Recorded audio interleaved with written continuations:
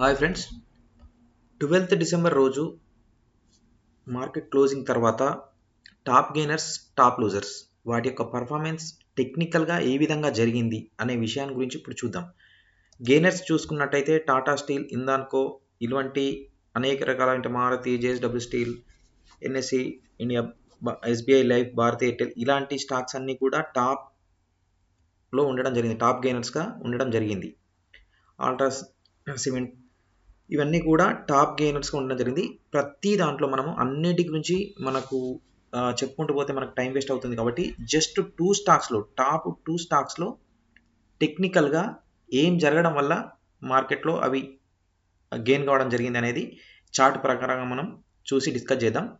తర్వాత top losers కూడా ఏ విధంగా టాప్ లూజర్స్లో ఒక 2 చార్ట్స్ తీసుకొని మనం ఎందుకు టాప్ లూజర్ అయింది, టెక్నికల్గా క్యాండిల్స్టిక్ ప్యాటర్న్లో ఏం జరిగింది, ప్యాటర్న్స్ పరంగా చూస్తే ఎటువంటి మూమెంట్ వచ్చింది కాబట్టి మార్కెట్ టాప్ లూజర్ అయ్యింది అనే దాని గురించి మనం ఒక చిన్నగా డిస్కస్ చేసే ప్రయత్నం చేద్దాం.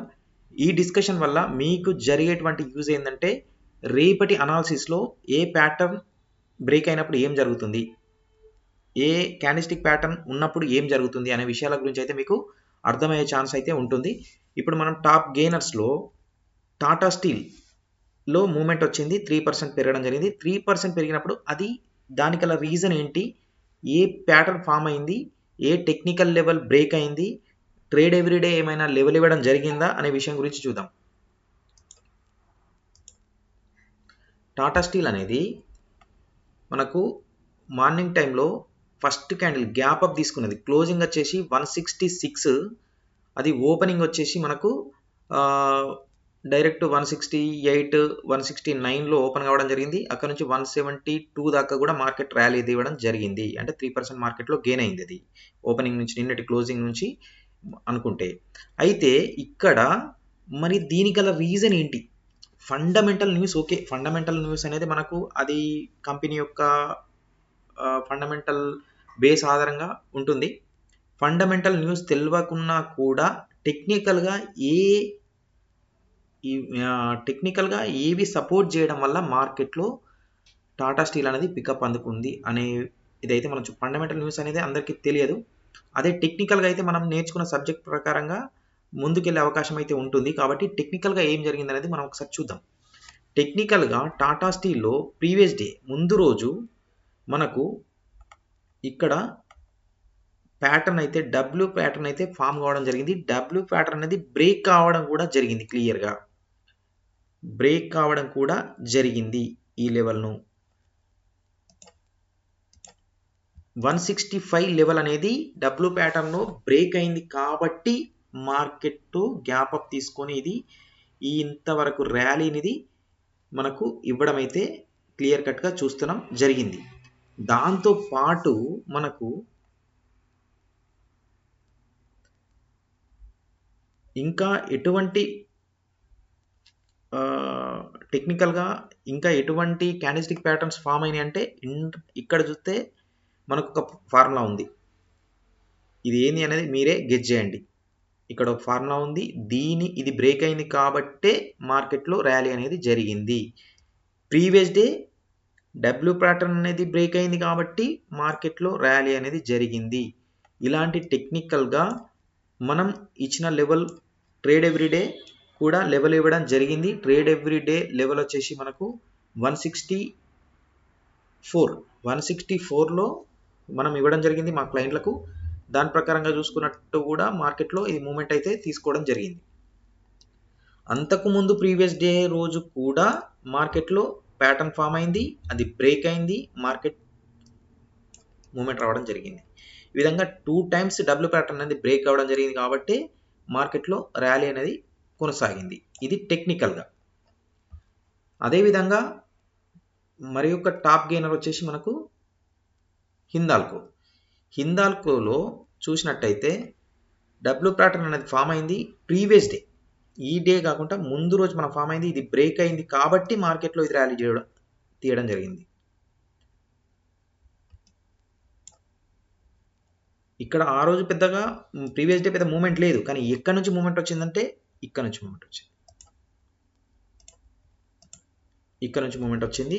దీన్ని బేస్ చేసుకొని మార్కెట్లో ఇది ర్యాలీ తీయడం అయితే క్లియర్గా జరిగింది. ఇది ఎక్కడ మనకు ఏ ప్యాటర్న్ తీసుకుంది, టెక్నికల్గా ఏ లెవెల్ బ్రేక్ అవుతుంది అనేది ఎవ్రీడే మార్కెట్ను వాచ్ చేయడం ద్వారా మీకు అర్థమయ్యే ఛాన్స్ అయితే క్లియర్గా ఉంటుంది. సేమ్ టైం టాప్ లూజర్ని కనుక మనం గమనిస్తే